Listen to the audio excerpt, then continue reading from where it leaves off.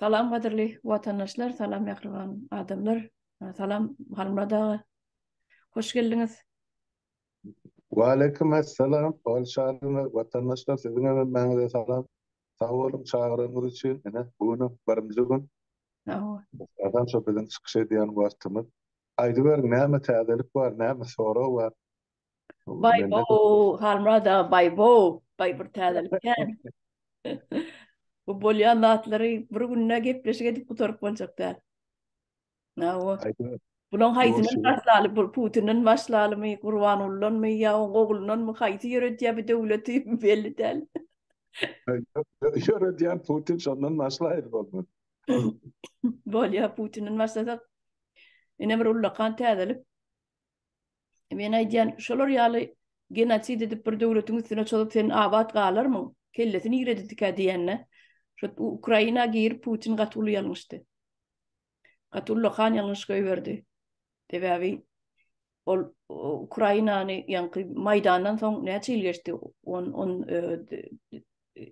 14-nji ýylda bolan bolsa 8 ýyl geçdi. 8 ýylda eýýäm ullakan bir üýtgüçlükler boldy. Ullakan bir ötüşlükler boldy Ýewropa tarapda. Ol Ukraina oturan yerem Ýewropa ýakyn. Ol gidim gelim olar ýaly Türkmenistana ýaly bir ýollar ýapyk däl. Isleýän ýurtuňa gidip bolýar, wiza alyp bolýar, ýurtuň Ukraina milleti gatnap dur. Gözleri açylly. Ol öz başdak bolaly bäri hiç boyun egmedi. Kan Ukraina 91-nji ýyldan bäri.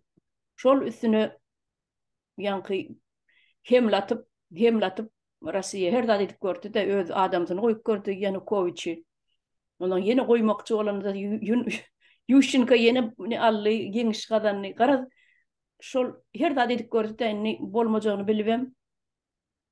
Ine ahyrynam Krim alandan soň ýani 8 ýyl geçen soň ýangy ýüregine düýpdir da çözmäň ýöne şo 8 ýylyň içinde halkyň mentalitetiniň ne derejede 180 gradus ütgäni habary ýok bolmaly. Putin'in yine şo ýerde goýberen ýalňyşlygy.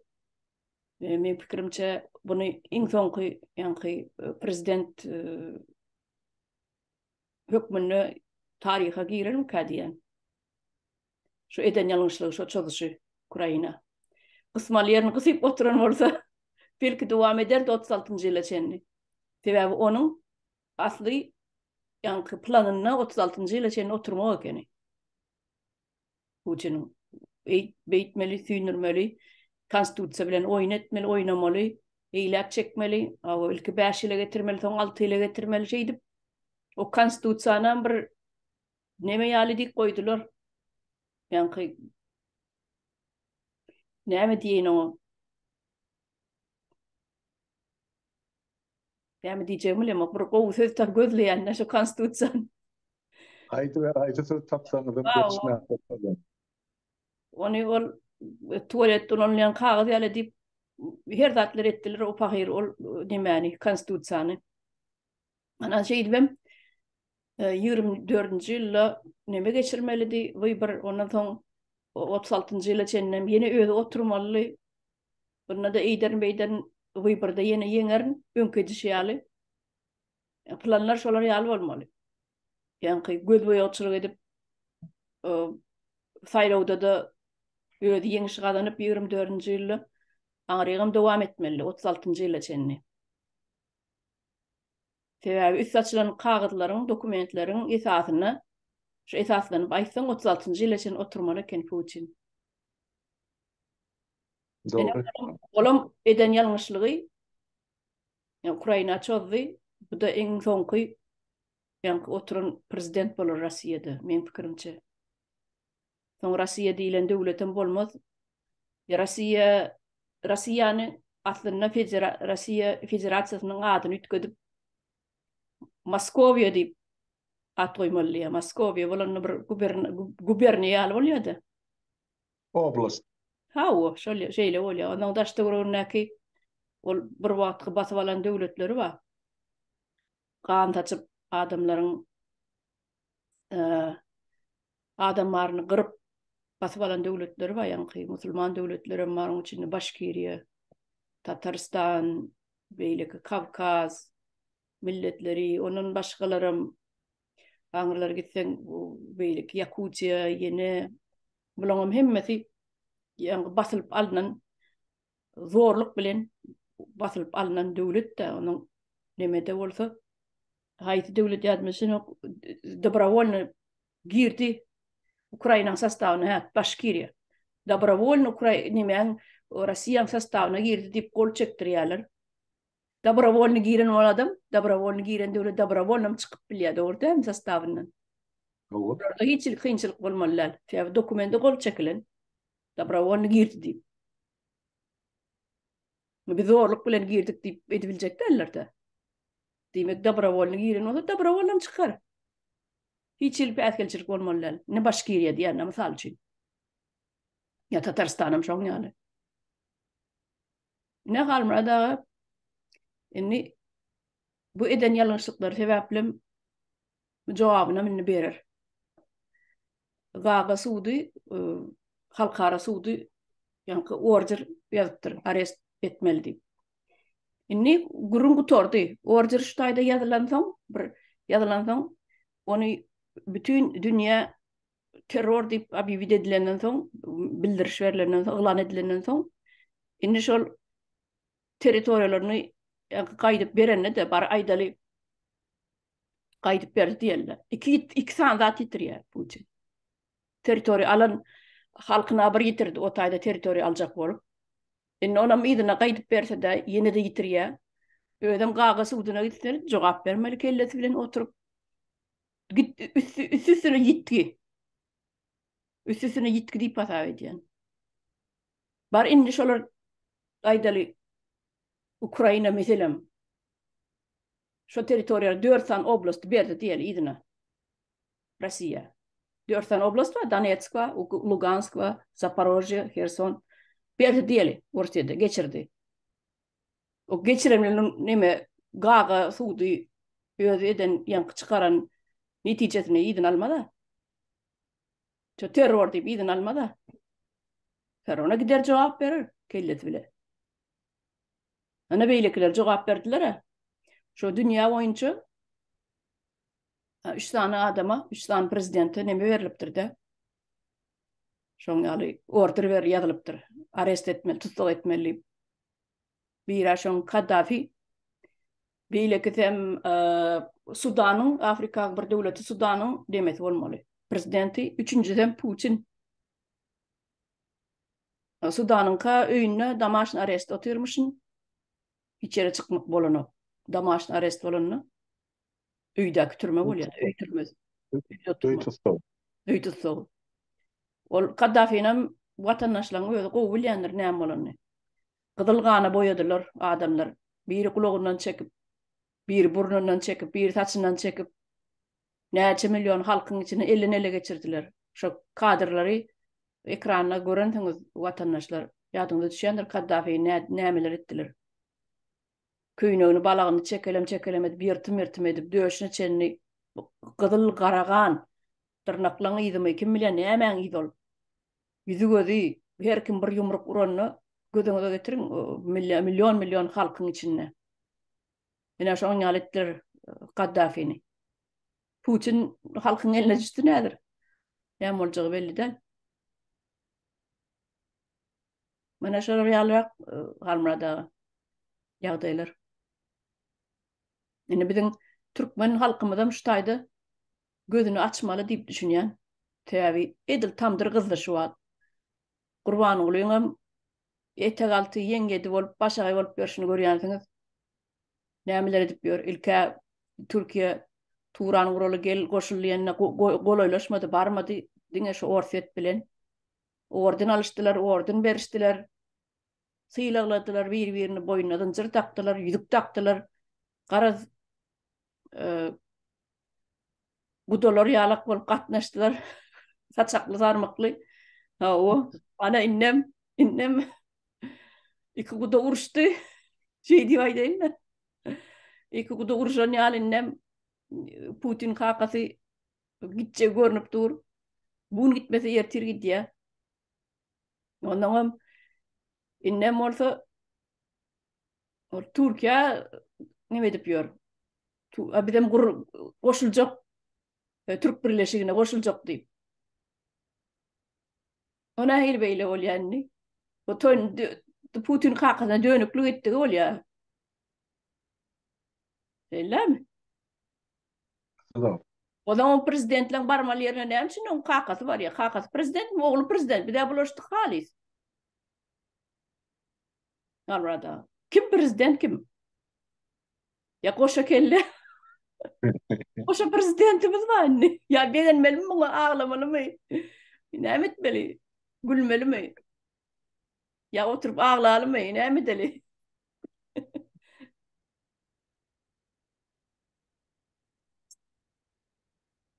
Doğru. Bunu men aýdym biraz. Ýa-ni aýdan üstünde doldurmakçı bol yani. Hatta şol Sovet konstitusiýasyna da ýazdyr da, bolmaz respublikalar her biri meýletin meýletini çykma hak hukuky bar şu konstitusiýada. Şoň ýaly Orsiýet Federasiýasyny, ol federasiýa diýmek bir topar kiçi ululu döwletlerin emeli getiren bir umumy döwleti federasiýa. Şoň üçin onu federasiýa diýildi. Bir ýeke döwletden, ýani Türkmenlen döwleti diýildi. Orsiýetde bolsa bir näse hem ýa-ni döwlet, milletler, döwletler, kiçirak döwletler, ululrak döwletleri, ýani o birleşmesine şol federasiýa diýildi. Olama girmäge de çykmaga da hukuky bar.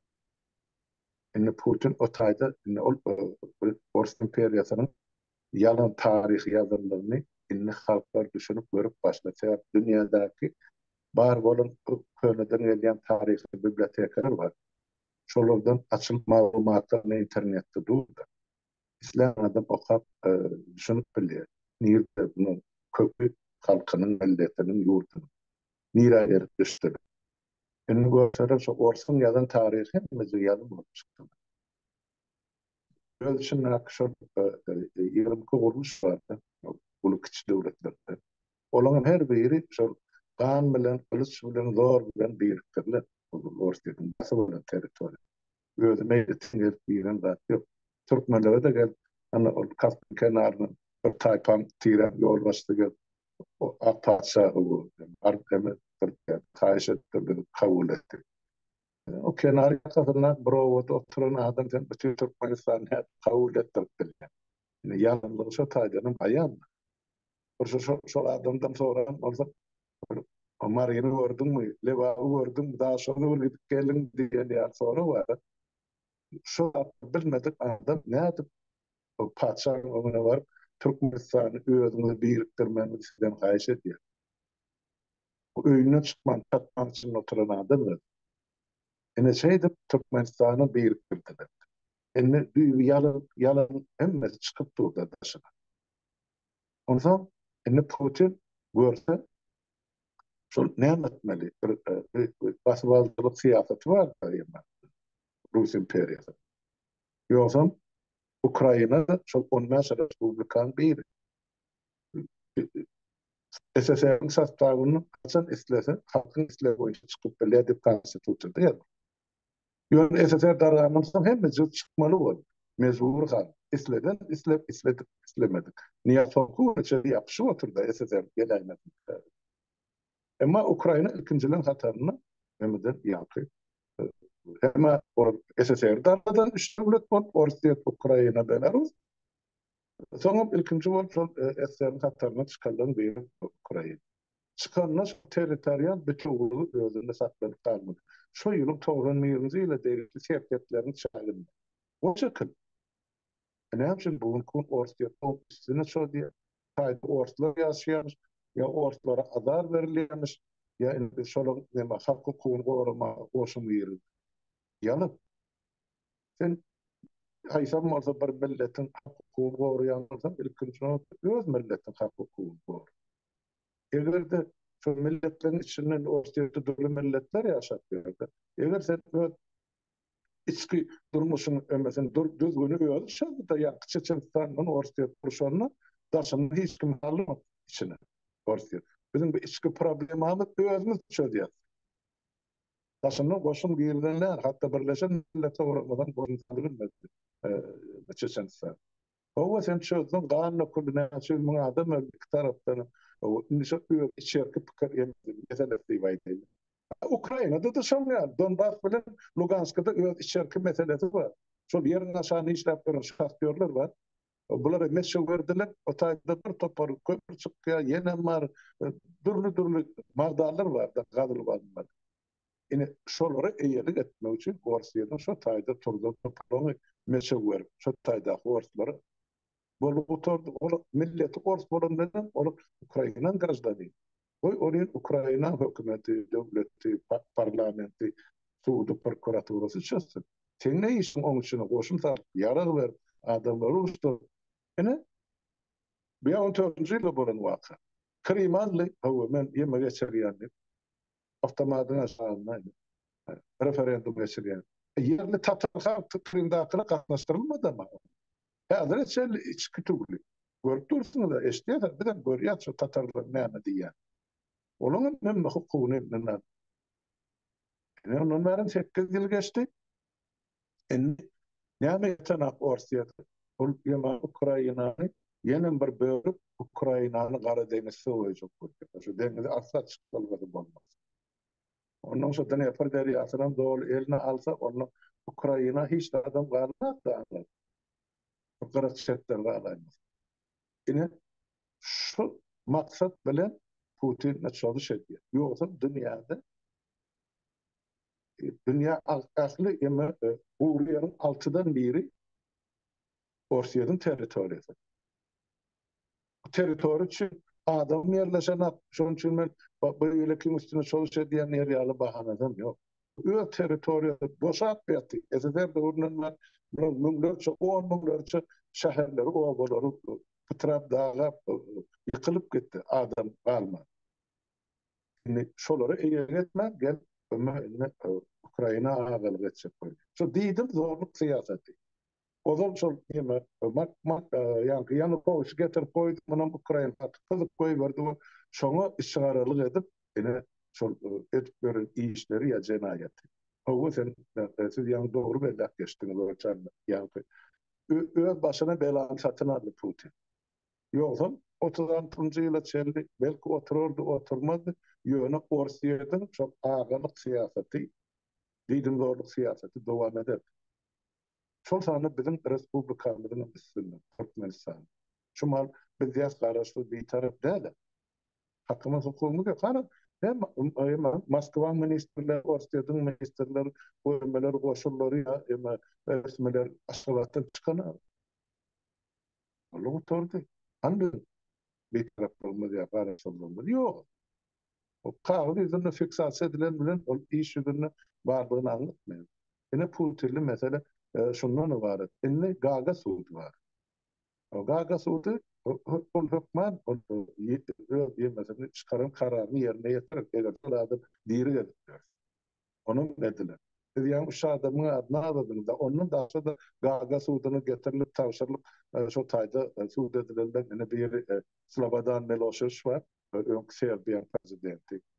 Onun yani Karadžić ilekesi var Bosniýada, şol diýme bolan, onuň ýolbaşçy bolan. Şolar ikisi bir-birinden uruşup Grazdan ýa bir günah halkyň damy dökülýär üçin Gaga Suudyna tapşyr. Slobodan Milošević ölü tapylan kamerasyny beýleki ady bilmedim. 9 ýyl 13 ýyl möhlet ketdiler.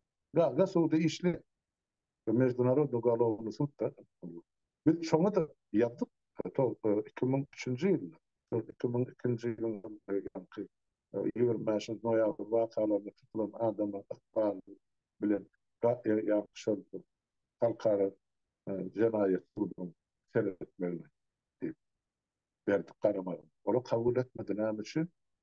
Türkmenistan insan hukukları barada hiç bir dokument bolsa. Aly bilen. Ýoksa material bar. Ýa-ni biz aly bilen.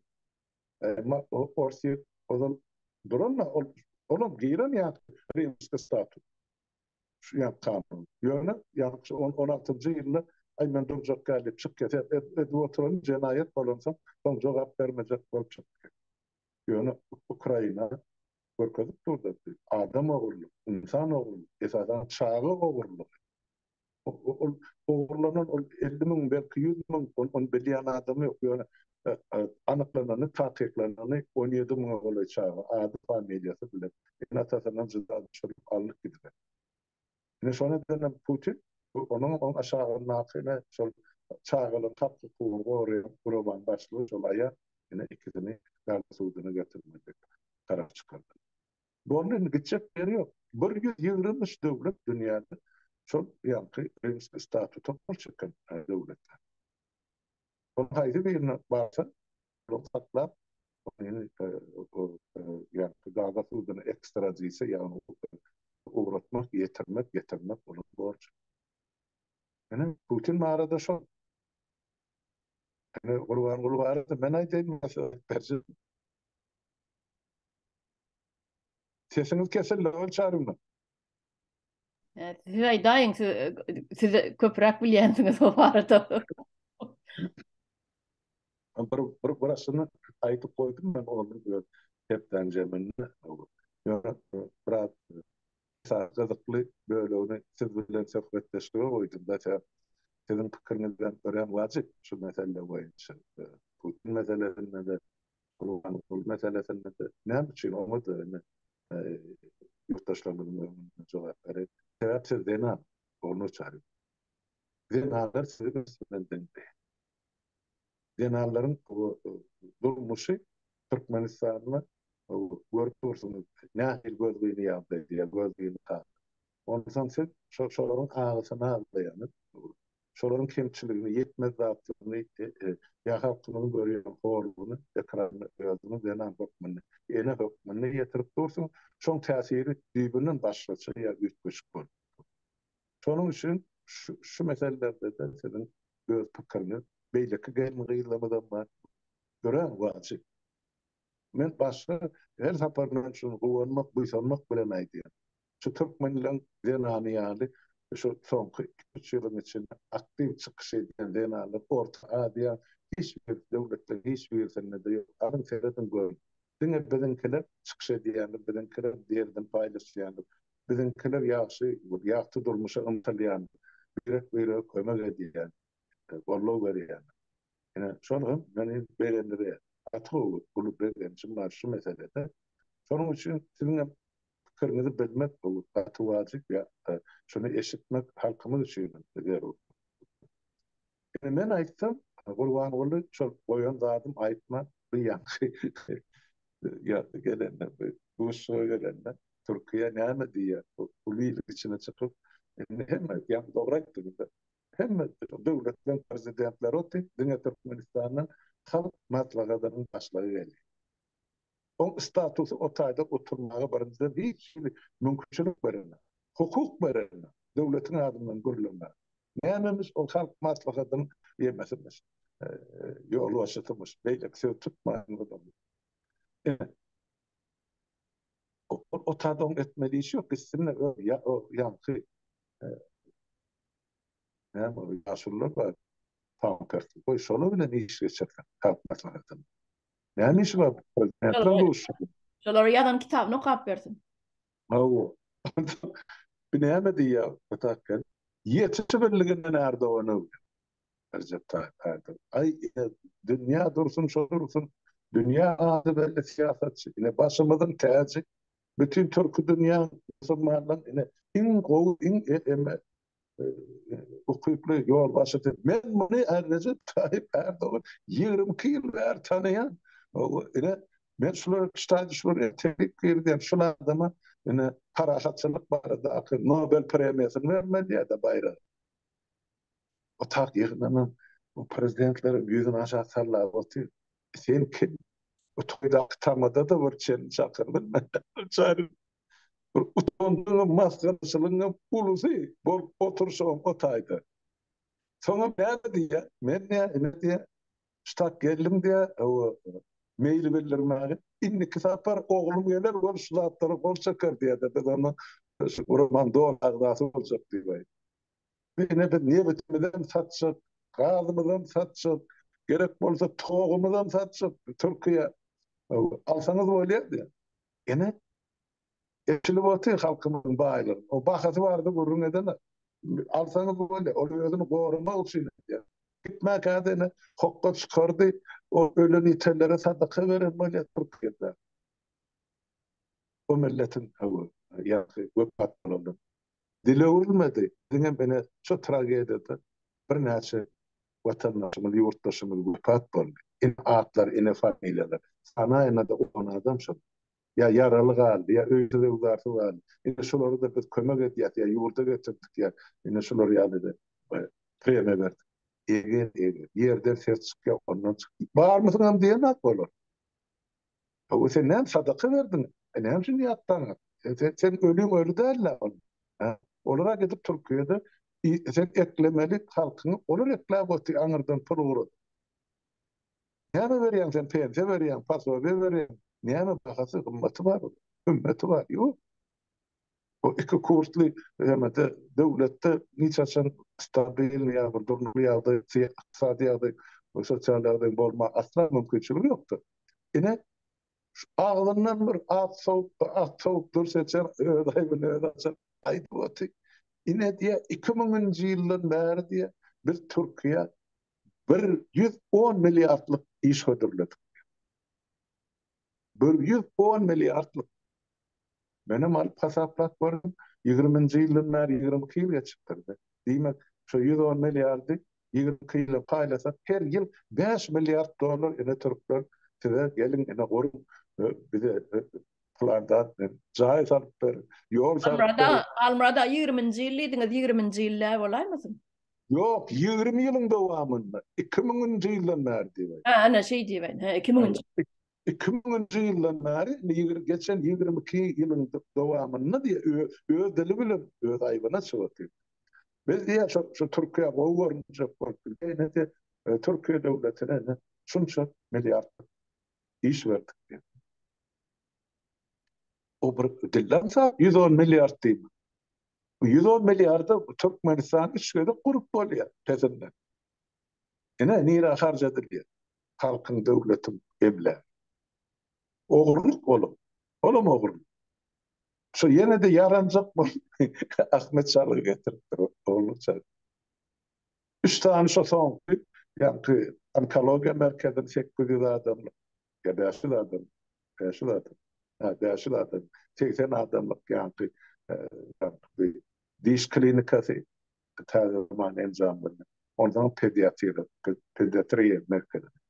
Şu üçüsünün yemesini Ahmet Çarlı'ya veriyor. Onun sığınmasına ne diyor ortaya? 1 milyar 500 milyon. O 1 milyar 500 milyonu 5 vilayetin hemmesine şu yankı ağlarını 300 tartışmacıyla vurup oluyor. Sen 15 yıl prezident olup oturdun. Ömer'in bilimine medisine uğurdun. Nire seyrettin sen? Ha? Nerede? Asmanına gayip gördün. Sen onkoloji merkezinde ne yapıp olur da öğretmedin. Ya şu an halk keseller başladı. O zaman bağırdı şu bir sorunun klinika bir pirim olu tanrı profesör grup kaydı. Ne ama şu aşağıda küçülüyor diye yok. Bunlar birincine pul yiyecek, ikinciden yanıcılık etti. Yani Erdoğan'a idea ben de Türk yemelerine iş ver. Ahmet Çalık'ın barıp sonun kabul etti. Ya o zaman 2001. yılda çıkan malumata göre şol devir ol eyyam Türkmen bile şu Türkmen bile kalın mal yemeden mal stadyon neydi böyle ettiydi bu niyaz. Sonra eyyam sap gir dezeti ya kadancı alın pulu ya çıkarını Türkmen'den 1 milyar dolar. Hani haydi Türkmen, aslı Türkmen'i yaşaran da şu işe uğradım da 31 yılda şunca pul adamı kıyarsam yok. Yine vurdum sağlık neydi? Bir topar moğullanım getirdir yani Türkiye'den. Onların yetişmeliğinden kurban olayına uyanım. Ay ilkinci oldu Türkmenistan gelip bir de kömek etti. Durun yerini göz görtelim, Hazreti Ömer'in mescidini yalın söyledi ya. Ha? Dünýeden dörmedi. O tyralar atkyň mesela. Ne bolanda atdy. Olmaz. Beh,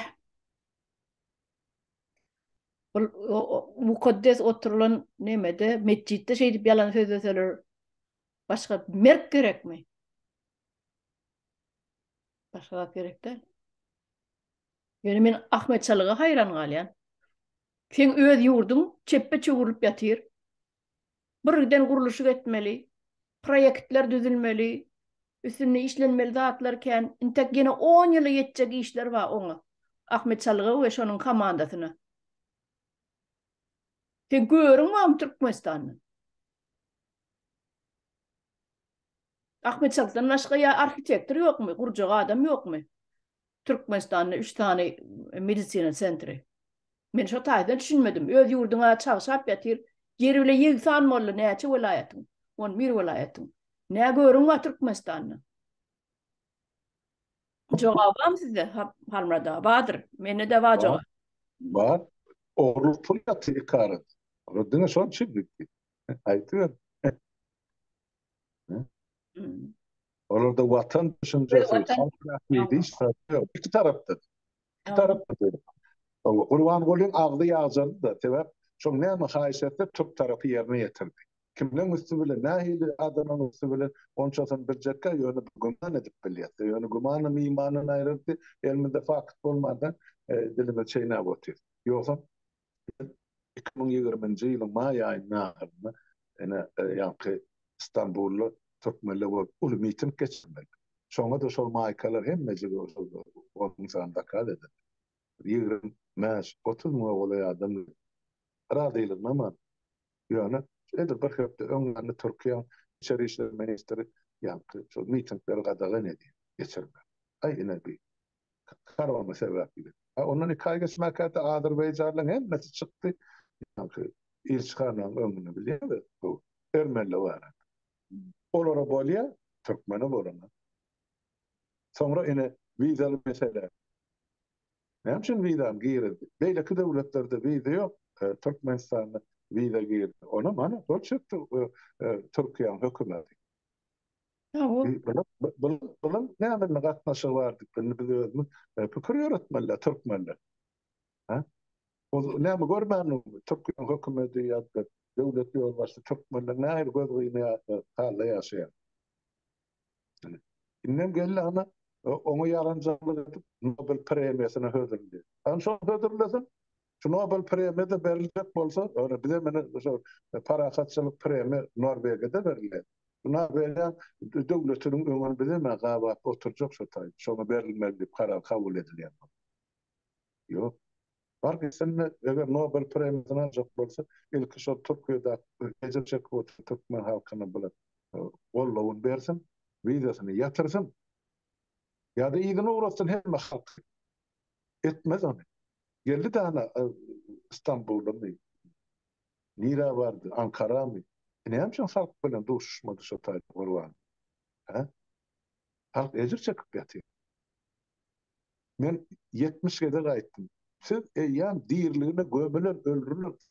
Gerek gel Türkmenistan'a diye ama adamlar netice çıkar. Düşün plan, o nahil ya. Yani şu fiili. Hani geldi de onun mehsine. Gördü mü siz? Doğusustu mu? Yapırsa yakımlı size aitti mi size? Hiç olmadı televizyonda.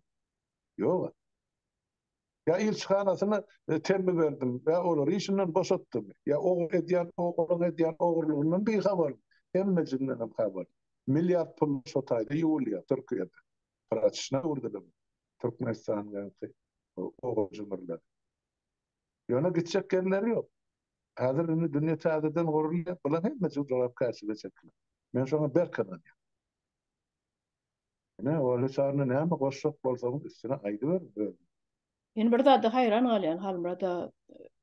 Sen Türk birligine goşuljak bolsaň, Türkler bilen ganyň seniň biri bolsa, ata-babalaň tohumyň biri bolsa, sen näme üçin wiza etdiň?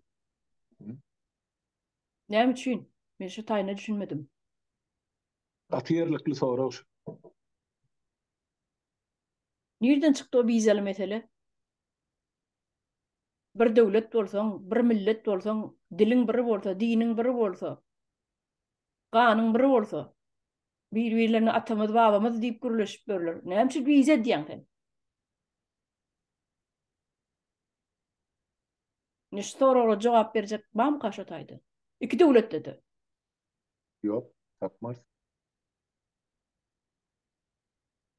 Bular diňe öz aralarını işleşýär. Diňe şeýle. İşleşýärlerin sebebi ummaty Türkmenistanyň ýerasy ýerisi ummaty aýlyklary. Ine şonu deger degmeden ardandan mogut bäri geçirýär, agry gowratýar. Ine şol ýene de Ahmet Çalyk baryp Türkmenistanyň 3 tane guruluş şol amal etmelidir. O Batba almada. Hanımının Kur'an oly eli ukaskaly söw kopýar da nemeleri. Türkleri. Bu Türkleri gözüňiziň ýagyny ýdirip oýnadyp ýörsiňiz özüňiz diýip ukaskaly dürtüp o beýleki ol nemeleri Erol Tabancanam Ahmet Çalygam şu Türk bolsa götüne depip koň diýip göni ekrana gider öýtmedi ol gönüme zapsi olan ekrana gider öýtmedi de neme diýdi çykaryp koňmaly bularyň türkler diýip eli bilen şey diýip ýa-ni Ahmet Çalygam şoňa girdi o Tabanca Erolam şoňa girdi çykaryp koňmaly bular diýdi. Kovdamady. Kovdu hemmeler kovdu. Şu Türk mekteplerine mi yaptı? Sen Ama o tarzda Türklerim anlakanlı olmadı yaptı çağırıp. Olamıyor. Türk nemelerim zabastov ketip gördü. Ellerine plakat alıp bizim Türkmen neme Türkmenistan'a aylığımızı alıp yok. Hani Kurban oly berdi Muhammed bizim aylığımızı ver, nämet diýip pulumuzu ver diýip köçe açyk maskara edip gördüler. Ana şol biznesmenler Türkmenistan'ın kuruluş gözlerinde gördüysem bäşedim. Hat yazdılar kardeş kömür ettiğine bilene şolar yardımcı oğullarça yüzlerce milyon alıyımız var berene töleme Türkmenistan. Ol Erdoğan'a da yazıptırlar rahatı. Ay kime yazılsa da hani netice yok. Ya ama yoşuk bilen yenseden tölediler şoları bilemez. Onsa görün şo galşyny ýöne diýjek bolýandadım. Sen şol döwletiň halk maslahatynyň başlygy bolup geldin Türkiýe. Şu taýda da hem Türkmen ejir çekip ýatan Türkmeniň diasporasynyň iň ulusy ýerleşir. Näme kömeli? İşte. Adam tutdun şol adamdan. Ýok, duş geçirdinmi? Ýok. Onu näme diýdi? Erdoğan'a yarınacak bolýar. Putin kalkas bugun bolmasa erti gitse. Bir ýerek ýykylmalylar. Şu özüni halat etmek için. Demek Türkiye bilen bular ozaldan işleşip geldi. Şoň üçin indi gel dol men senin önünde boyun eğen Putin'den geçtim dip ine diýde çöküp oturşy. Atalogluň ine satlyk adamlar häkimet başa gelse ýurtdaşlar şeýle bolýar. Ine satlygyň satlygy 200. Kameleon ýyllar şular. Näme diýsen gelişmän durmaz bular. Aýty sewer sana. Yani indi bulan sanarası dolup barýar. Bilem, ene şu Putin'e de şular karar çıkarmadan halkymyzyň ýakty gelecege tarap bolan umydyna bir adım bolupdy. Putin saklansa ýa-da aýrylsa işinden ýa Rossiýa Türkmenistan şu bir ay ýetmän. Bütün berkeler ýa aýaga aljy görnüpdi. Şol urunda adamlar milletler halklar işläp ötdi. O Turan birligi ulu ykdysady birlik bor, medeniýet birlik bor, dil birligi bor. Hökman ol gurulur ýöne. Bir ýol başlygy bilen gurulmaz. Halklar tarapyndan gurulur. Halkdan saýlan parlamentlerine Bäşe Respublikan 7-8 üýşüp bir ýerde kongres edip karara gelip bir çukur bir karar kabul edilenden soň ene şondan soň dikelip başlar. O düne öz bähbitleri üçin halkyň şumahan ýola goýjak bolýar, şu Turan halklaryň birligini eýerläp menjek bolýar da jylygyny elde saklasak. Ýok, saklatmady. Ştaýda bir sorum bar da size. Almada. Aýdy. Edil Türkiýede saýlawlaryň öňü ýanyny ýene de bir ay, 2 ay wagt bar da. Ol Erdogan ruhsat berdi diýe Finlandiýanyň näme goşulmagyna. NATO birligine mi? Awa. Näme üçin beýle oýun oýnaýar? Düýnüň ýok men garşy diýip oturdy. Şweýçanam, Finlandiýanam goldajak däl. Girmesinler deyip. Bärde ýene de siýasat bilen baglanşyk. Siýasat da ýelewse näde bährit bolsa şo tarapa ýykylýar. Başta Finlandiýa menden Şwetsya bilen bilelikde girjek diýip aýtdy. NATO beleleşigi. Sebäp iki döwlet o zaman bir döwlet bolar. Soňra bir ýyl ana aýtjak ýyl bolýar. Bular şo ýoksa Finlandiýanyň ikinji döwlet dili Şwed dili. Bular kökü tamam bir Norwegler bilen Şwedler. Şoň üçin bular girsege bile gireli. Ozon arkalaşyp beren asyrlar boýy döwletler. Bolly. Ne? Girjek diýip bol Erdogan çykyp ýok, bilmersiňiz näme üçin Şwetsya bizim şol ýeme diýe Kürt teröristlerimiz bar diýe şo aýtdy ýa-da Kürtistanyň hem işçi partiýa şoň agzalary. Oňa yol başa türmede ýatýar otaydy. Öçalar, Abdullah Öçalar. Türkiýede. Kakasy Kürt, ejesi Türkmen. Oňa Öçalarnyň. Bileme, oğlum davalar nämeden men ol işe goşuşmagam islama. Ýöne Şwetsya neutral döwlet bolmagyna janyny ölüm howp awanýan adamlary gürgümsiz kabul etdi.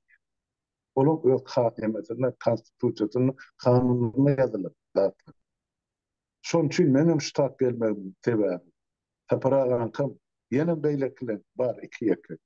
Ýöne şo biziň adymyz mene mezir çekkenip şunu ýaraderlere bar bu ýöne.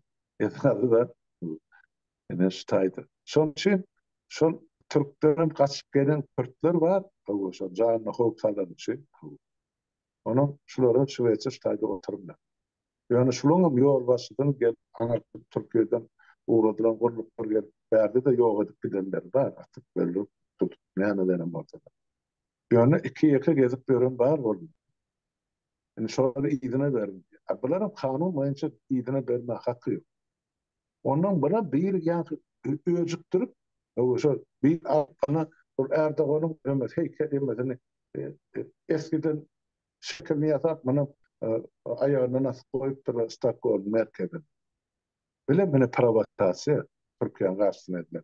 Ondan ol haramlarda var. Ben gönay diyenler ne anladık diyenler Kur'an-ı Kerim yakın. Olam enne çıkardılar böyle orsiyettin iki sana adamdı bile böyle katlaşıkta kanan dünyanın Şwetsya gadiyet çıkardı. Ana. Ene bir haramzada deyip kitabı şu Kur'an kitabı yaktı deyip şu enne Şwetsya hiç bir ursut verecekken o NATO yararlığına girmedi. Sen Şwetsya 13. ursutlarına o Şwetsya döşü bilen canı bilen demokratiyany gorajak. Orsunup gelmesin, dünýäni basyp almasyn diye niyet bilen girýärler ol. Enne hana Finlandiýa girdi, ýa orsuny piçiňe tutdy. Ay, sen tekizler. Bir döwür Finlandiýa orsuny şanda bol. Yani inni Finlandiýa bilen Orsiýetiň arasynda 1000 kilometrlap ara çagy bileli. Ene sana NATO kaptaljygy. Ýoksa Şwetsya daşan denizden ne bilen şerhedi böyle Finlandiýa ýemeden ýa-ni obradna aýtsak ýemeden Finlandiýanyň şerhedine tüýkursaň bark Sankt Peterburga düşýärdi. Sen şunu ýapsa hiç tat ýok atay. Ene Finlandiýa girýär. Muňa da ýemedip näme bir Orsiýetiň dowmasyna sarmyk biri bar. Bagda sarfdy. Kıssarlı ýagdaýda diýip biz häzir diýe Türkiýanyň üstüne çözmeli diýer. Evet. Putin'in kömekçilerinin biri çok. Kıssarlı ýagdaýda Türkiýanyň üstüne çözmeli, Türkiýe şumal gaty gowuşup ýer titremede razy bolan. Ýa hem ykdysady edem batdy näme batdy şumal alsak bölýäli bor ýanky diýe Konstantinopol şäherimiz bar şo taýda diýe. Bular näme çeýäkä, näme çekýäkä, piyan mı ya olur? Sünne diýe biz hajyny dikmeli. Ho, bir halkara siýasatyna bir adam şekilde alyp baranatlar. Inni Recep Tayyip Erdoğan demen şutay dedi. Hayzy bunu bilen eşdiýän bolsa eşdim. Ana ortaýadan duwmasyny agza bolup oturan adamlar bütün ortaýada bütün dünýä şular ýaly karamdadalyk gördüm ya siyasi dalyplar ýa. Aýtmalan o Erdoğan'a yetirmeli o habary. Yetirsinler o habary. Sen Yetiremediler. dostyp, Yetiremediler. dostyp kucaklaşıp elleşip Oh, görünme. Putin dostuna yana, ne çocukmuş. yo gönay diyor bazda sarf yeme diye ana Türkiye diye Ukrayna kömege diye orta diye yani eyle anlı diye o diye ne diye inden darik ştaydan ne Karadeniz'de eyle geçecek böyle Kırım alacak böyle biz bunu yok etmeli yani. Gönay diyor bu tür. Ol bara Jirinovski'ni yoktuğunu nimet bildirmeyecek bolýandyr. Ama o da görüyorum şu Ukrayna vardı şey deyip aklını üstüne çözdüler. Inni Türkiýany goýýardy getir. Türkiýe bilen Polşa şolan edip iki gözünün öýmesi, yarasy. Gözüni okup bolsa şonu atjaklar. Ine ona mana Türk kardeşlerimiz bilip goýsun. Mana Orsiýet gowy. Ine şol duwmasyna enne bir kanun çykarýar orada. Deputat bunu oturan Bagdasar şey diýip. Kutanan adam çekilen adam. Ular enne doğru oturdu. Ortalan bir şey var. Slitsiyalist kartuş yapıyordu. Böyle kartuş kadının sıktılar. Şeyle olacak. Doğru. Ama ne? Yine ne aytacaklardı? Bu ne? Ya bugünlükçe bolle değilin. Gıdıklı atları ayıp verdiniz Tanrı'da. Onunla iki saat var. Bağda değil ne mi çiyaka ne mi çekyaka. Bunlar var ya hemmeti avat del. Bunlar var ya hemmeti içip var. İşine de içip var ya bu kaya. Yok, iyi bağlısı yok bunun içinde. Yine bir iki saat var. Sonra ayda birinizde ne olun çok altıncı gün köy sonra cevapta siz yazdınız da Putin tutsalar senden bir öküz sadaka veriyor. Ona mı hani halk eşitti. Sadaka anladı. Bakıverin ayarlayıverin yatar. Ya Ama altından sonra. küçücek gölü küçücek bir gölü alıp koyayım bak vereyim onu ben tayarla vereyim. Ay meydan var önümüzde koysak kasanıdan geçmeyen durma. İkinci mesele bugün yine 20. Mart olacak. Gerçeğim Navruz. Hani şu Novruz bilen bence ikinci Novruz'da halkımızı kutlayan. Novruz'da sizden kutlayan sizden üstünüz bizim hem de meclis ağlarlamız, gelin ayırlamız, yiğitlemez, dost yarlamız, tanış bilişlemez, doğan arnaşlamız, bunun içinde daşınlar. Biz bilen katnaşıp görürler, yani şu görüşümüzde yardım ediyorlar. Hem мәнле калды. Yetip gelen Novruz bayramımız bilen hakikaten mutluya kaldı. İnniki Novruz bayramı nesip etse vatanına karşılama. Hem de daha sonra var kötü olmayacak. Yine ben yetişegardım. Valya nesip borsa. Vakt az galy. Vatandaşlar biliňizi gaty berip uşaň. O Putin ağaňyza innar kadar däl gaýdyp size. Bellihana yetti. Ha, bolýan vatandaşlar. Ştaýdan hoşlaşyldy halmada. Tavarın çağıranız için, bu sohbetleşmek için vatandaşlar indiki yaklaşıkları şeyle sağ oturun hem ben de sağ Bolýa sag bolun.